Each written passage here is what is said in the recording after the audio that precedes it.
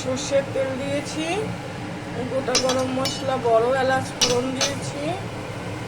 এখন পেঁয়াজ, আলুটা আগে ভেজে নিয়েছি, এখন এই পেঁয়াজ দেবো। পেঁয়াজটা ভাজা ভাজা করবো। আজকে খাসির মাংস হবে। সবাই বলছে কুমড়ো আলুর তরকারি দিয়েছি, এত ভালো মন্দ রান্না না দিলে হয় সোশ্যাল মিডিয়ায়। আজকে রবিবার, আমি লাল লাল খাসির মাংসের ঝোল। কে খাবে? সবাই চলে আসো, চলে আসো সবাই। কে খাবে বলো? কড়াইটাকে পাল্টাতে হবে, কড়াইটার অবস্থা ভালো না, বুঝেছো বন্ধুরা? আবার একটুখানি সামান্য নুন দেবো পেঁয়াজটাকে তাড়াতাড়ি ভাজার জন্য। আর একটু তেল লাগবে।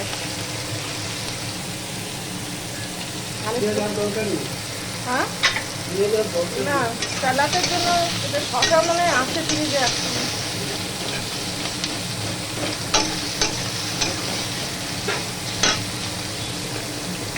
কিছুক্ষণ ওয়েট করতে হবে পেঁয়াজটাকে একটু ভাজা হওয়ার জন্য।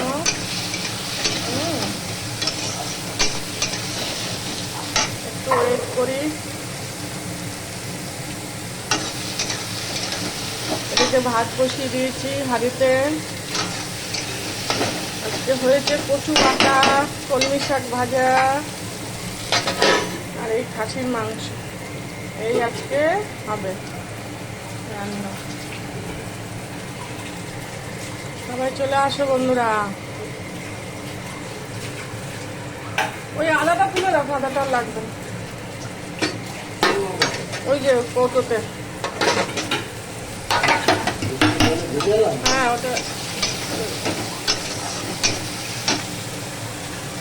দুটো তেজপাতা দিয়ে দিচ্ছি ছিঁড়ে।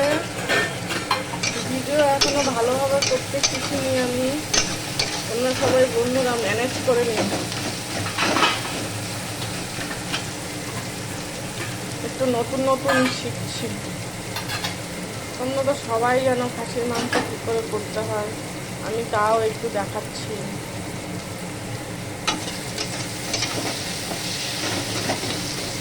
সবাই বানাতে পারে মাংস।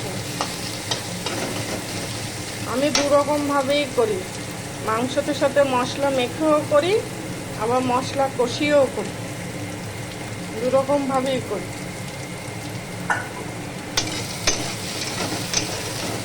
এবারে কষিয়ে তারপরে মাংস দেবো, মশলা দেবো, সব দেবো একসাথে। পেঁয়াজটা একটু ভাজা হবে, পেঁয়াজটা ভাজা হতে অনেকটাই সময় লাগে। ঠিক আছে, আবার পরে আসছি।